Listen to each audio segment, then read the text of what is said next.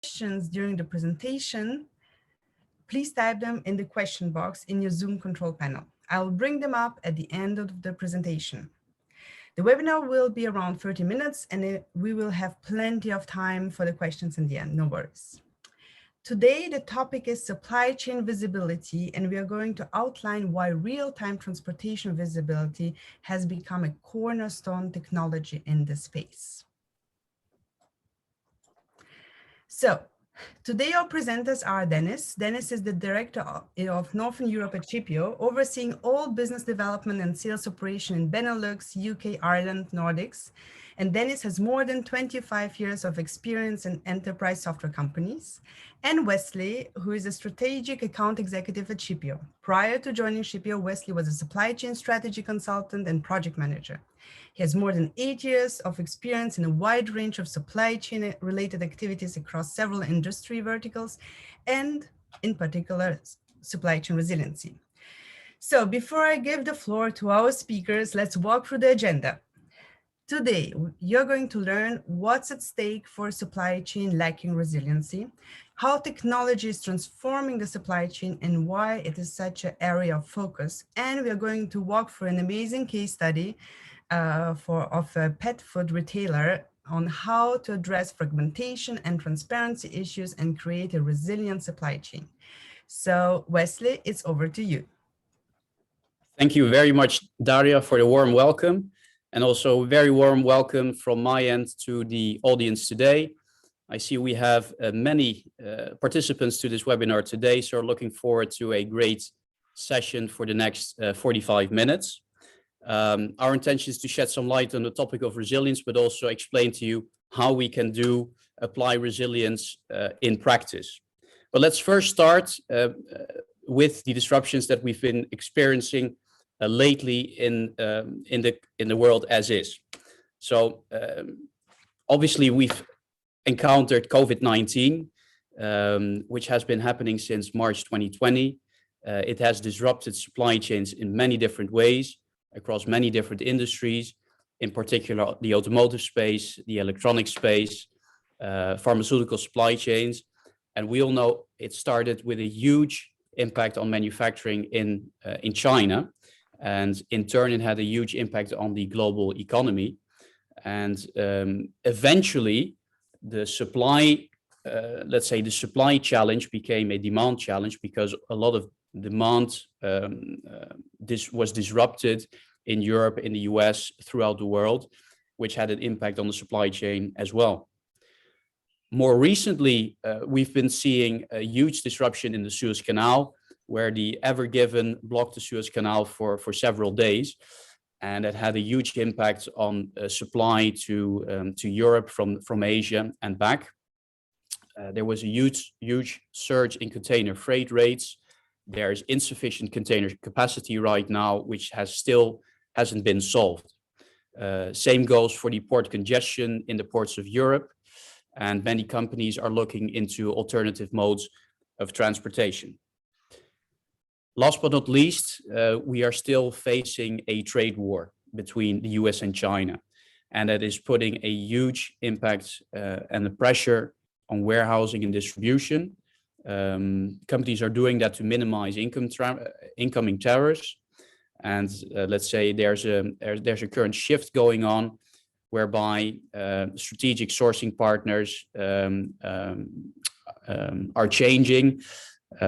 Because of new tariffs, regulatory changes, and regional economic shifts.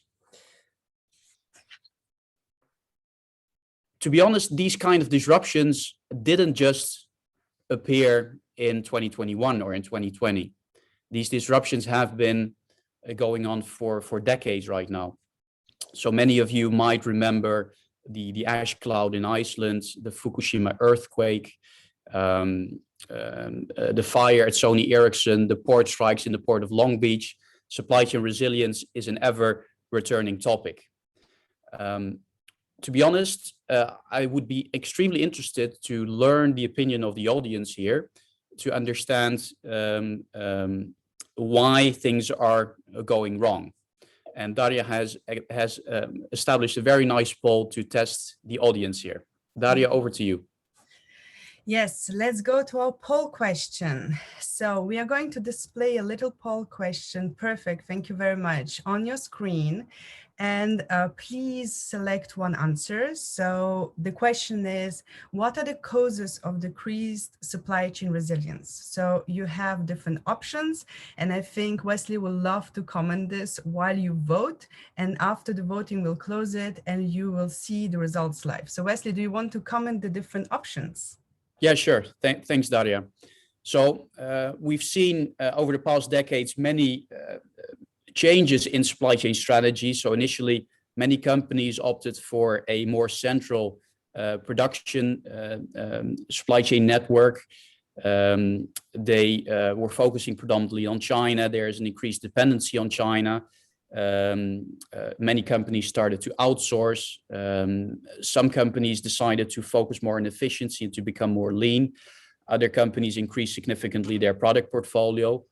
All these answers are potential causes, and I'm very interested in the opinion of the audience here. So please go ahead and click your answer, because I would be very interested. We have in the opinion of the audience here today. We have a very broad and diverse range of participants here today, from the automotive industry, the industrial segment, consulting, a lot of people joining, so very interested. Okay. Are we ready to see the results? Yes, we what are are the ready results? for the results. Let's close and show the results. Great. Wow. Okay. Dependence on China. That's very interesting, because it's going to be one of the topics of our case study. But maybe Wesley, can you comment the rest of the results? Yeah, thanks, Daria. So it's more or less what you can expect if you organize a webinar around supply chain resiliency in the context of end-to-end visibility also.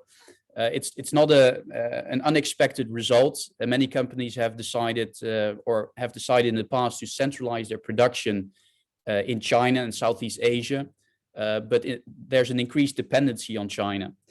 But the real question for those people involved in supply chain right now is, will this significantly change?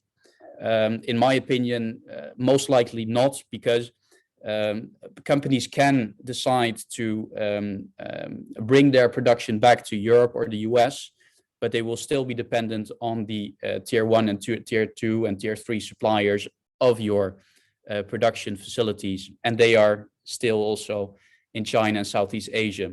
So in my opinion, we can expect the next couple of years out to be still very dependent on China and on Southeast Asia.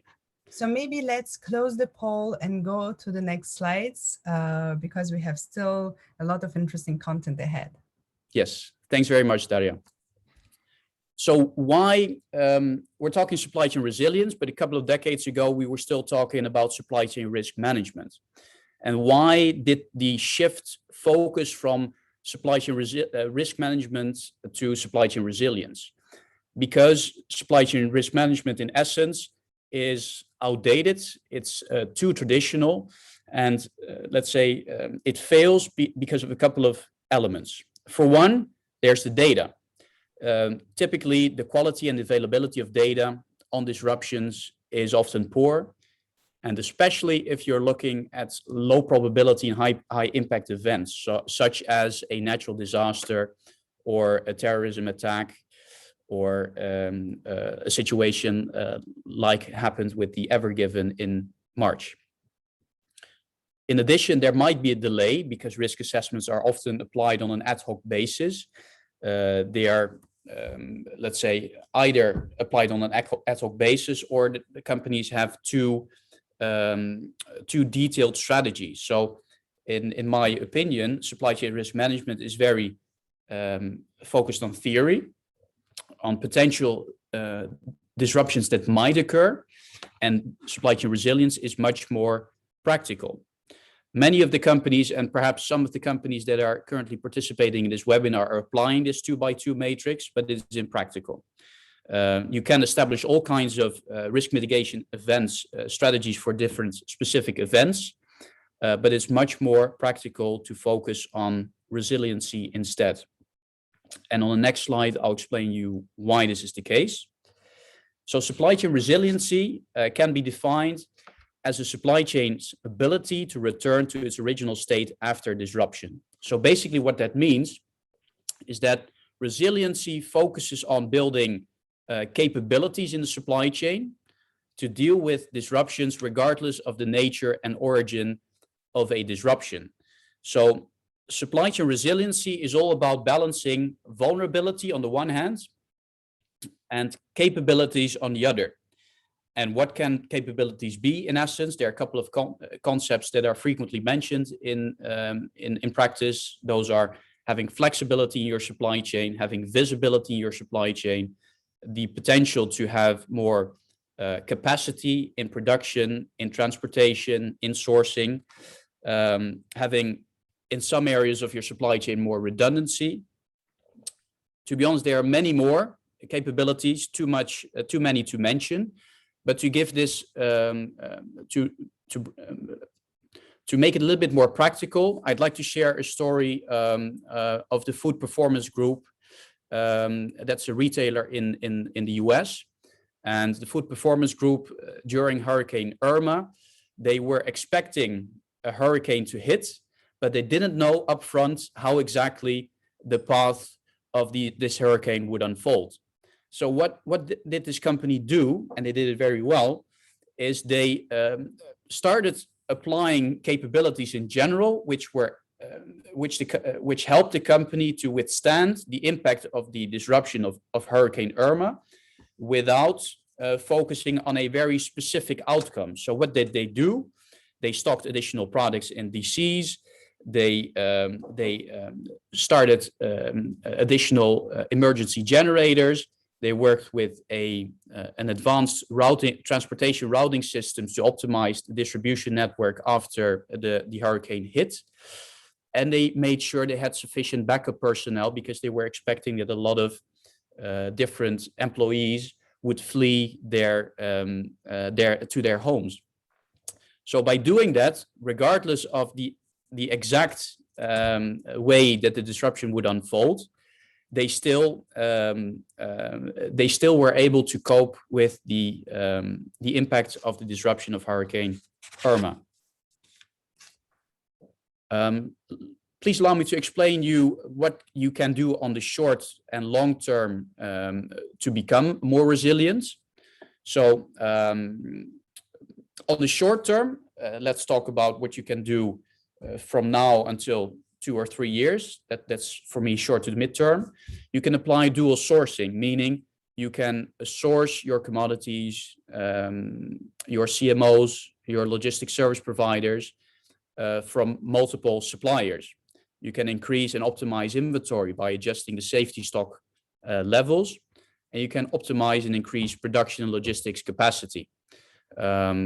Thinking about, for instance, logistic service providers, having more flexibility with them, or by simply creating transparency in your supply chain, conducting supply chain mapping to establish the bottlenecks beyond your own supply chain.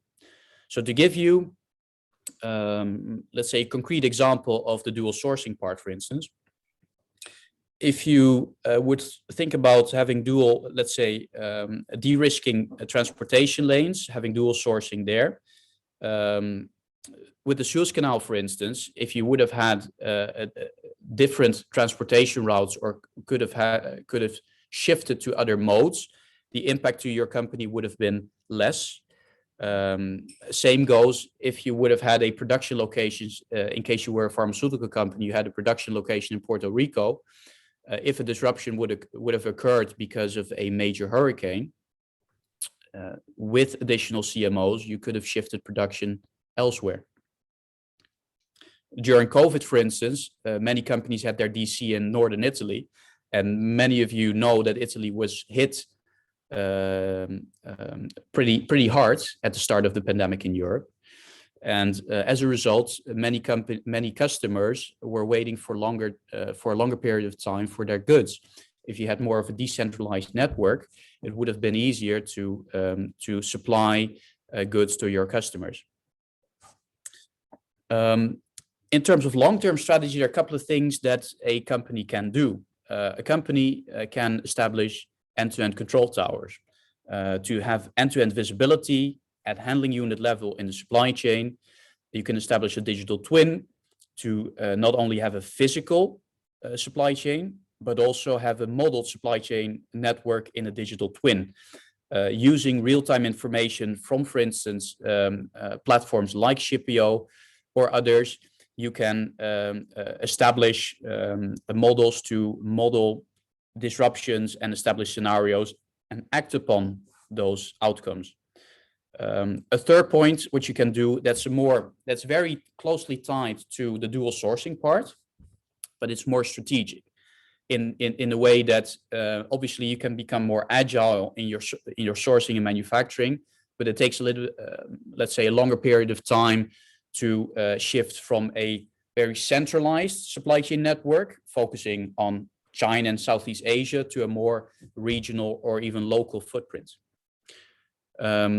Let's drill down into, let's say, the value of an RTTV control tower and focus on control towers as a way to impact or mitigate, to mitigate the impact of a supply chain disruption. So as you know, supply chain is all about cost, cash, and service. So these are also typically the areas which you can touch upon in an RTTV control tower. So let's start with service first. So if you, and I'll detail that out on the next slide, but looking at service first, what you can do with an RTTV control tower, for those of you who don't know what it means, but RTTV means real-time transportation visibility. So there are different kinds of control towers out there, and we are focusing predominantly on the RTTV part, so the transportation part of the supply chain. What can you realize with an RTTV control tower? You can manage your shipments in a timely way. You have a visibility on order, units, and handling unit level. And by having an electronic integration, you can also receive accurate and timely status updates on the whereabouts of your goods. There's also a huge impact on operational costs. You can lower those operational costs because using the inputs of a visibility platform like Shippeo, you can consolidate your shipments, you can optimize your shipment routing, and basically those are TMS functionalities, but they need to be fed by real-time information. And last but not least, you can improve your pipeline inventory, and you can do that by let's say having visibility on the inventory in the trucks, in the ocean containers, on the trains, at your parcel suppliers, and you can basically reduce your days on hand and improve your inventory performance, and also reduce risk. Last but not least. This is very high level, but let's drill down a little bit more in a little bit more detail what specifically the benefits of control towers are on the next slide. So this is a very busy slide. I do apologize, but there are so many different benefits you can touch upon with control towers, and also specifically real-time transportation visibility control towers. There are 6 main value pockets which you can address. Obviously, starting with resilience, what can you do? You can do exception-based management. You can track the incidents in your supply chain. You can create upstream and downstream visibility. You can improve your customer experience. You can be more sustainable. You can improve the efficiency of your supply chain transportation operations. You can be more compliant, and you can, in the end, optimize your supply chain. To give you a very concrete example, one of the companies I spoke with last week, it's in the construction and building materials industry, and they had no visibility on their customer end. So they were talking, so they spent, let's say, half of the customer service department of this customer department was spending time on communicating on the phone with their customers about the whereabouts and the ETA of their goods. And that did cost them more than 500,000 euros a year. Another example is, let's say, a company in the automotive industry. which encountered almost a couple of production stops, halts. If a production halt would occur at an automotive company, the cost would, let's say, be in the millions of euros. And with a real-time transportation visibility solution, a company can anticipate, steer, and also manage the supply chain in a better way. Another company in the paper industry that I'm currently working for is having a lot of let's say a lot of issues with capacity management on site because they have insufficient capacity and need to make sure that inbound is outbound. There's sufficient capacity on site to have more productive warehousing operation. And by having more productive warehousing operations, by having, let's say, dock visibility, you can improve the transportation planning, improve the efficiency on the side of the warehouses, and ultimately also improve, let's say, and optimize the supply chain. There's also a big shift happening into the area of supply chain of let's say, sustainability. And what you can also do with a real-time transportation visibility platform like Shippeo is you can analyze your CO2 footprint by using actual data, reduce empty mileage, lower your CO2 footprint. So there are a lot of different value pockets that you can touch upon through RTTV control towers, either in efficiency of operations, in optimization of your supply chain resilience, you name it. Later on in this webinar, my colleague Dennis will also explain the benefits of RTTV in a real life case study for a customer of ours, but he'll first explain to you why it is even possible that we can have these kind of value adding and very fancy platforms like Shippeo. Over to you, Dennis. Thanks, Wesley. Really good, very interesting. And good afternoon on my behalf as well to the people joining us. I still see people joining the session, really good. But yeah, what has changed over the past years that now enable the possibility to have real-time transportation visibility, RTTV? Actually, there's two things. It's on one side, it's technology itself. Quite a few things have changed.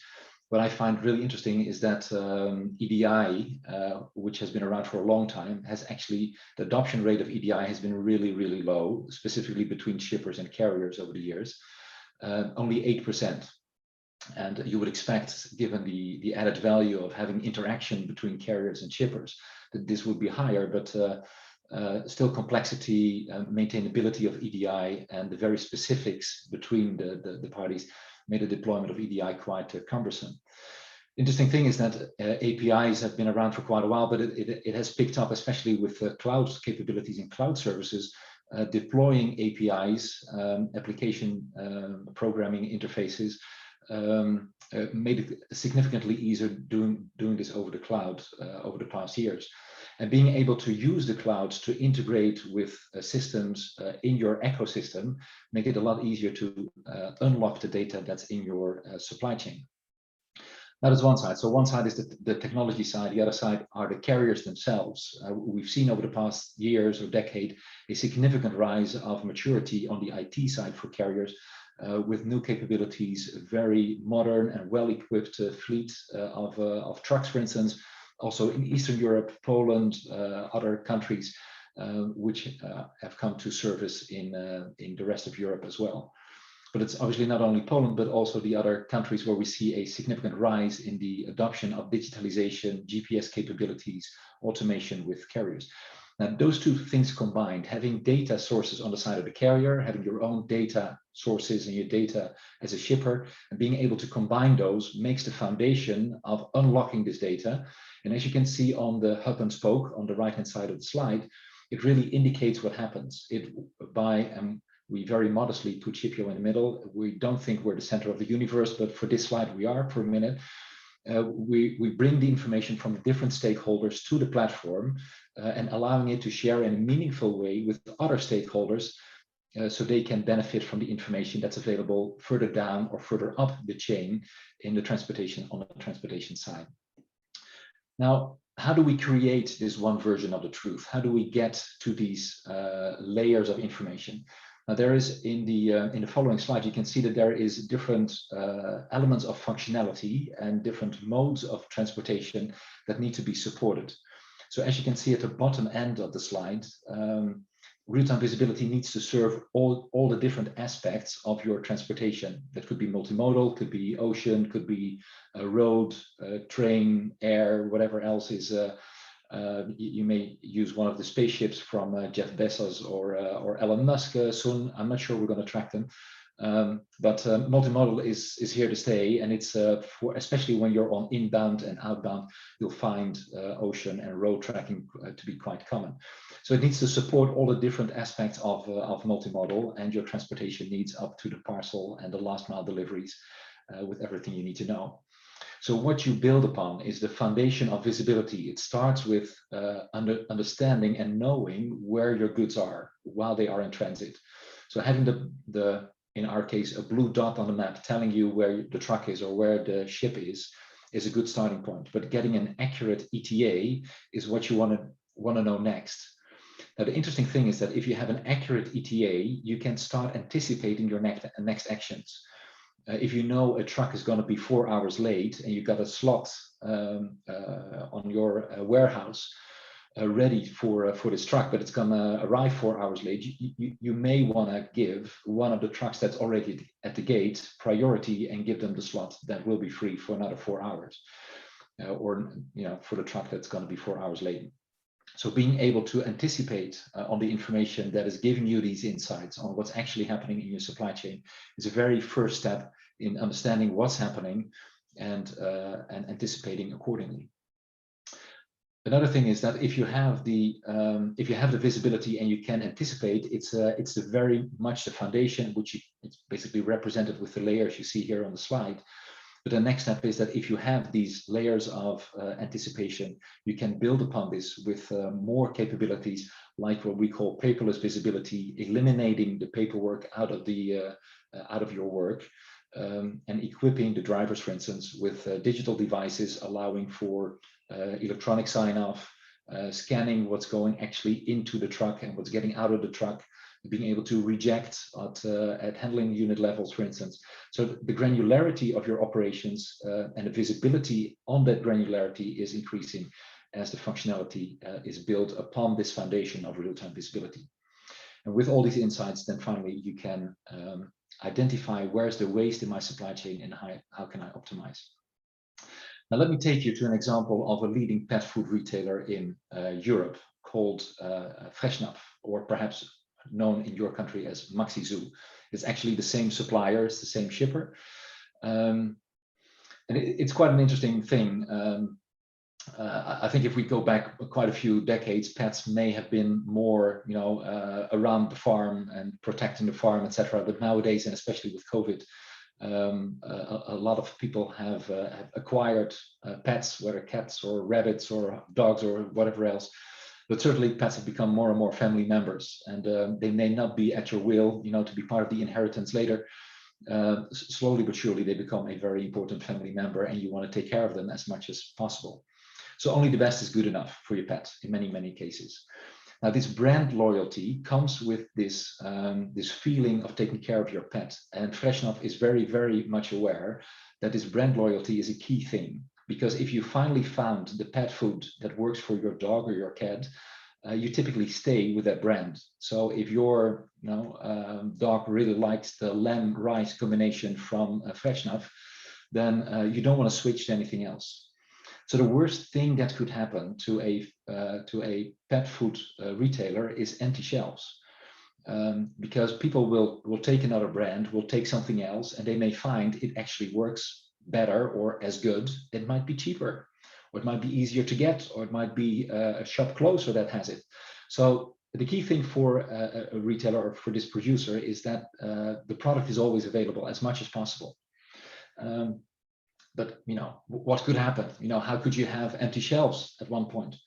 Well, it could. COVID happened last year, as we all know, and suddenly there was a peak demand, panic buying all over the place. It was not just the toilet rolls that were out of stock in the Netherlands, at least. I'm not sure about your country, but one of the pulp and paper companies may have initiated a toilet paper rush and managed to make this happen worldwide.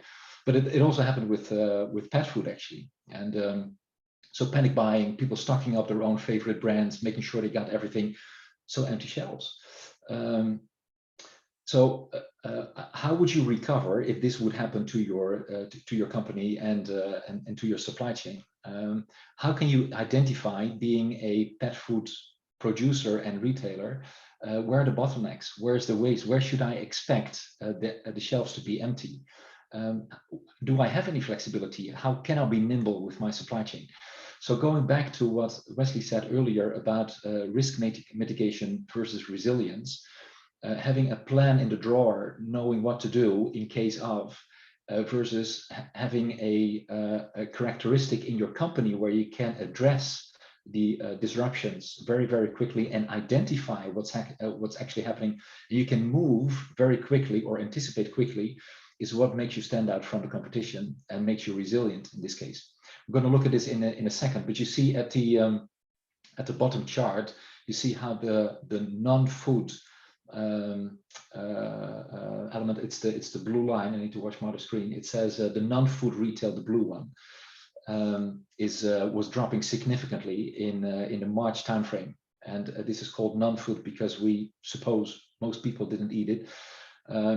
But it dropped quite significantly in, and then which means these are the volumes that were actually transported. So this is not the demand, this is the volume transported in March, April timeframe. This means there were issues all over the place, and how would you address those? Another thing still in this slide is one problem was the empty shelves, but over time it shifted to people buying puppies and cats and rabbits and whatever else, and it transitioned to buying online. So it boosted the e-commerce sales in the second half of 2020 and early 2021, which is still ongoing actually, and put another strain on the supply chain. How would you deliver? How would you be nimble? How do you still supply and replenish your stores while also supplying the e-commerce demand? Okay, so having all this in mind and having this in the back of our heads, the effect for Freshnough could have been huge. Fortunately, as we see in the next slide, they invested in Shippeo just before COVID hit. And the characteristics of their supply chain is that they distribute in Europe to about 1,650 stores, and they source from both North America and Asia. Now, Wesley talked about, and we saw in the poll, that our dependency on China is a big thing, and it is, especially with these containers could be late. There were no containers, so they were not even coming, and it obviously also affected Freshnough. Now, real-time visibility is not eliminating the shortage of container terminals. It also doesn't reduce the shortage of drivers or the reality that's at hand. What it does do, it gives you the visibility of what's happening. So if you know weeks in advance that a certain container is not going to arrive, it at least allows you to make a plan B or start thinking about how you can address the challenges that are coming to a theater near you, are coming your way, and you need to address the issues that are at hand.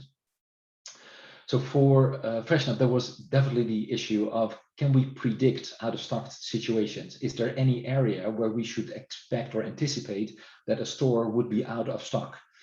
Can we reassign perhaps stock in transit?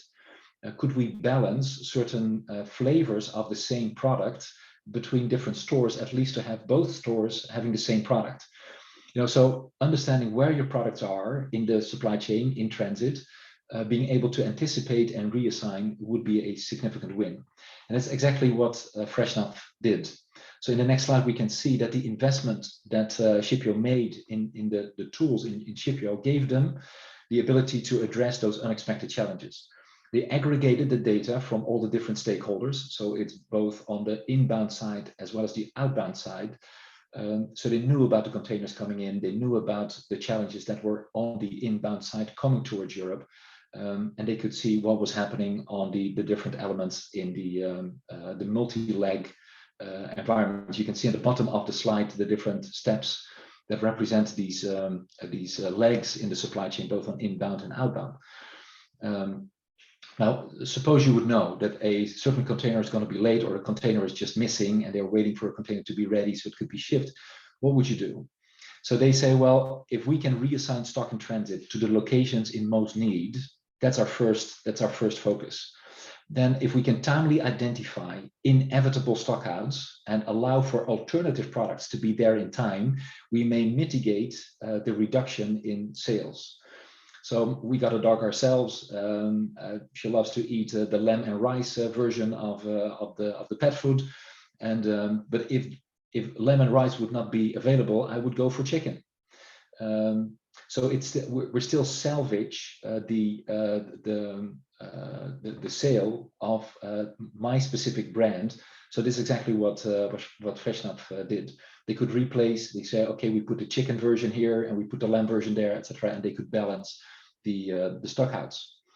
And in this way, they could anticipate the sufficient safety stocks based also on the planned promotions. Knowing promotions being planned a few weeks in advance, they could make sure that those products will be there in time.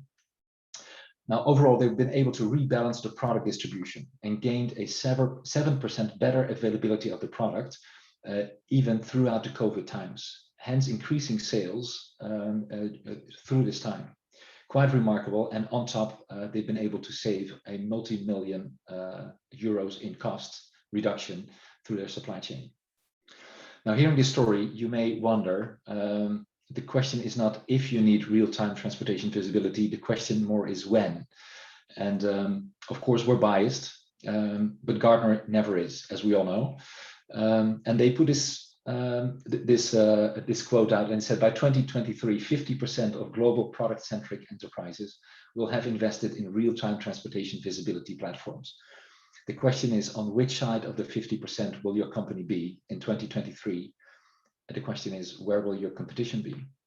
And on that bombshell, as they say at Top Gear, I say I hope you enjoyed the webinar. We're not done yet. We still have a few questions to go.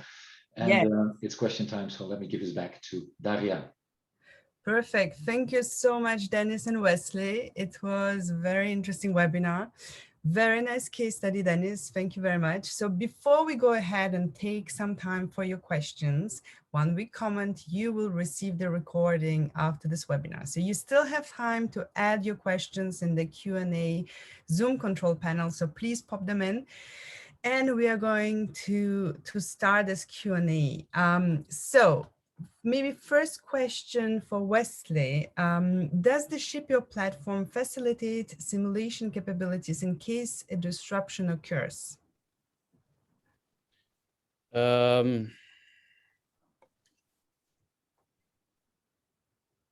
Yes, I would say yes, because the data and information available on the Shippeo platform we can use to also feed end-to-end supply chain models,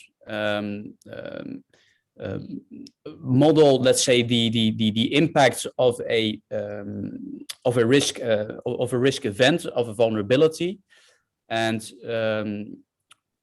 establish scenarios to see what you can do to solve or mitigate the impact of a certain disruption.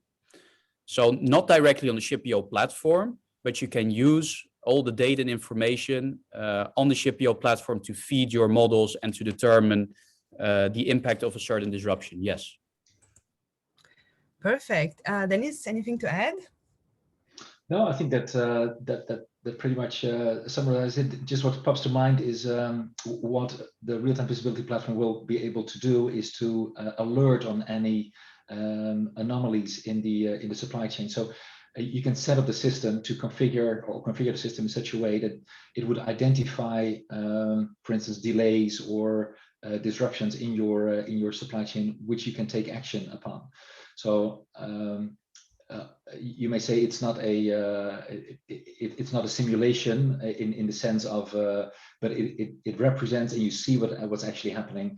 And as you can see the digital version of it, you can, especially with the alerts, anticipate and take next action, and helping you mitigate those risks or identify the waste or inefficiencies in your supply chain. Yeah. Perfect. Thank you very much. So we have quite some other questions. So maybe one question, Dennis, for you to continue. And this is a more operational question, but it's on the top of the mind of a lot of organizations. How can you implement RTTV if you're working with different transport organizations? Well, that's a very good question. In fact, it would be one of the key reasons to implement real-time visibility, because having different transportation organizations would mean, and if I understand this correctly, then please otherwise correct me in the Q&A. The way I understand this is that you're working with different transportation companies delivering and shipping your products and goods to your end destination. That exactly would be a reason to implement real-time visibility, because all those different sources of information are perfectly brought together and merged, aggregated into the view, the control tower view of the real-time visibility platform. And the way we do this is we reach out to all those transportation organizations, those carriers and 3PLs, 4PLs. We extract the information from their back office systems, could be their TMS and other systems, planning systems, warehouse management systems, and information from their trucks. So the telematics, which has the GPS in the truck, is acquired, is taken, fetched from the telematic systems and brought into the control tower. So now by doing this, we have the position of the truck by the GPS, we have the planning from the carrier, from the TMS, and we combine this information from the data from your system, from the shipper system, about the goods that need to be shipped from A to B. So by combining the advanced shipping notification, I want to send this from A to B, I know where the truck is, I know about the planning of the carrier, we bring this together and it's shown in the control tower. And we do this for different carrier organizations. That's our core business. And this is how it's being represented, and gives you one aggregated view of everything that's happening in transit. Perfect. Thank you for this extensive answer. But it's really a question that I see on a lot of webinars around real-time transportation visibility. So thank you for picking it up. Maybe one question for Wesley, and this is more of it's more around the digital twin. So can Shippeo act as a digital twin?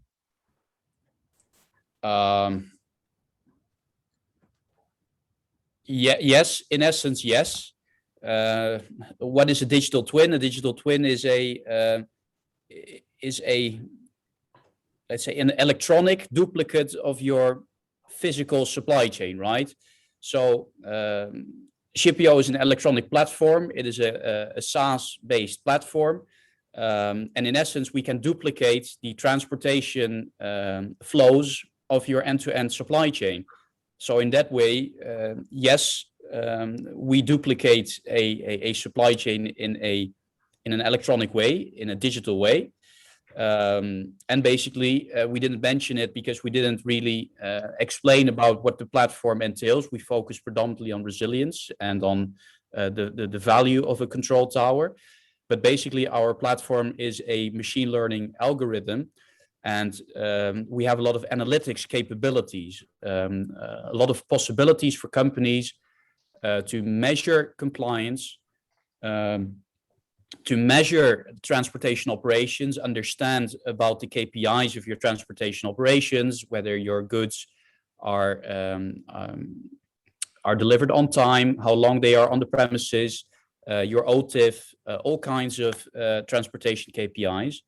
And through the data and through the machine learning algorithm and through the analytics capabilities, you can basically facilitate supply chain optimization. So yes, I would say Shippeo can act as a digital twin, but for transportation. Perfect.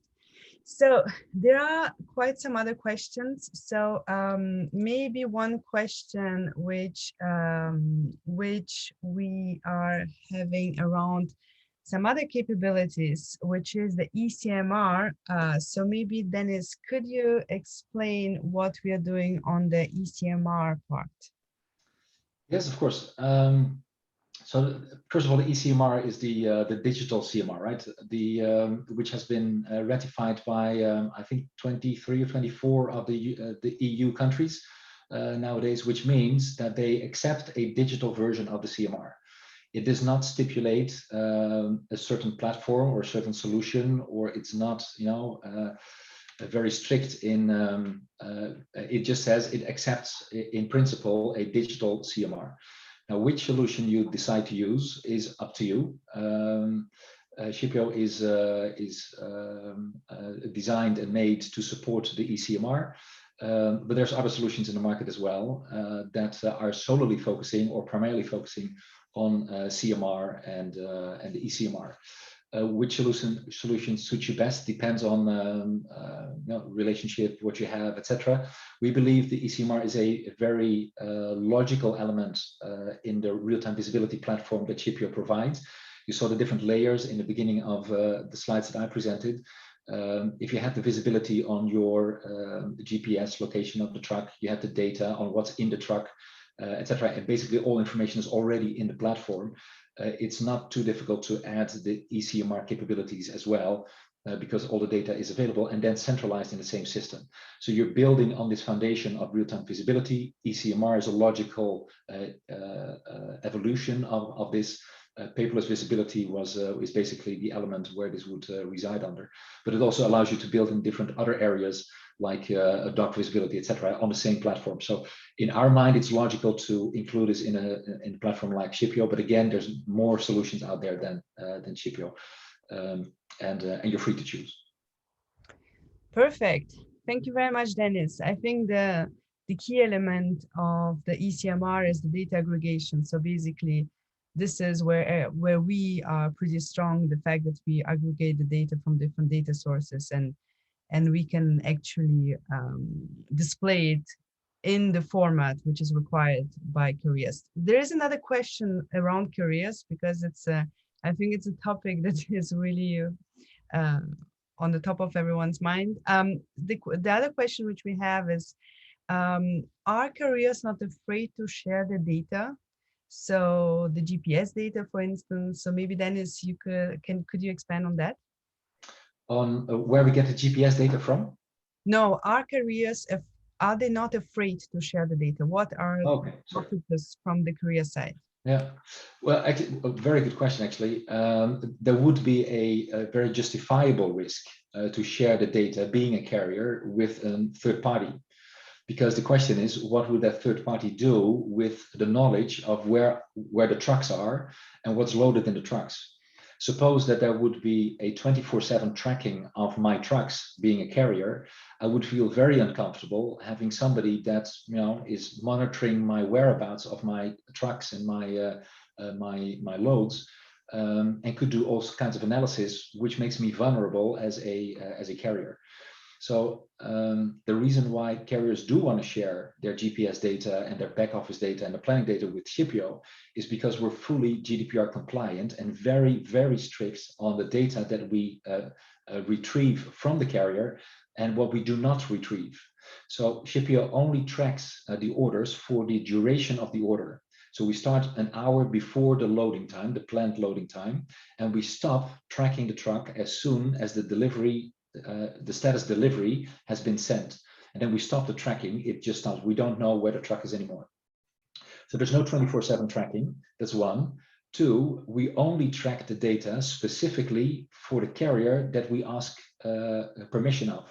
So if Coca-Cola, you may have seen the announcements recently, Coca-Cola Hellenic is deploying Shippeo, working with Shippeo in throughout Europe, Africa, etc.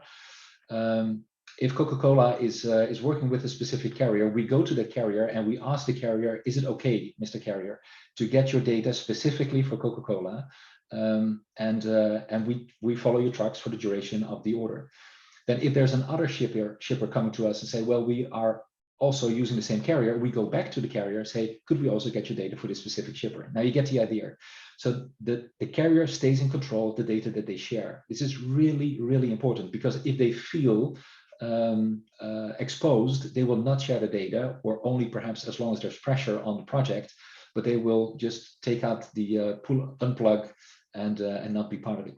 So investing in the carriers, making sure that they, one, feel comfortable, and two, benefit from the platform, makes that they are very happy to share their data and their GPS positions with the Shippeo platform, hence making a very successful deployment for all our shippers.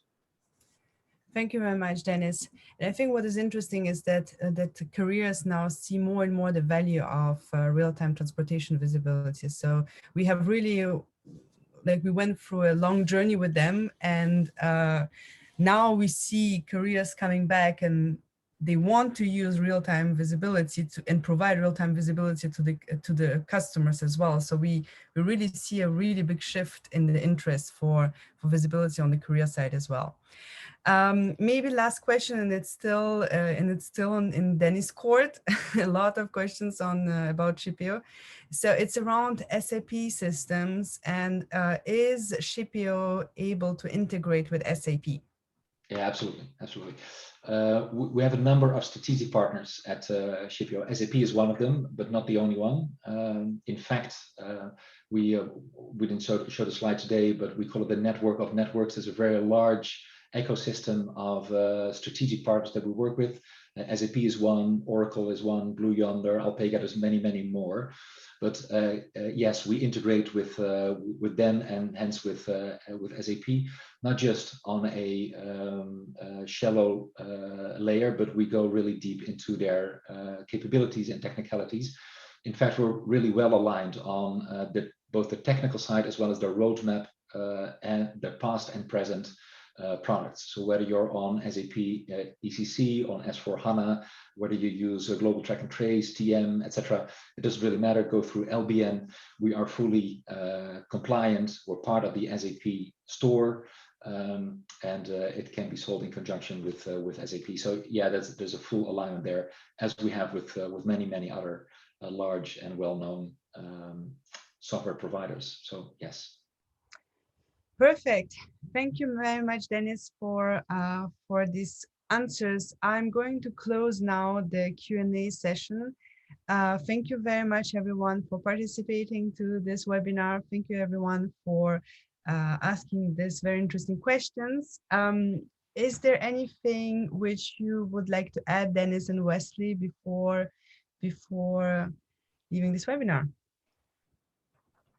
That's for me. I think we've said enough. I'm really curious, and please do reach out on either LinkedIn or through our website. I'm more than happy to connect with you and continue the conversation either one-on-one or on a LinkedIn page.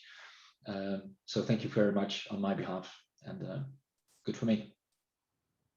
Same here. Thanks to the audience for joining today's webinar. Very pleased to see so many people joining today's webinar, and looking forward to continuing the discussions with many of you afterwards.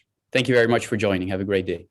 Great. Thank you, everyone, for joining. And you will receive, as said, the recording shortly after the session. Thank you again, and stay safe.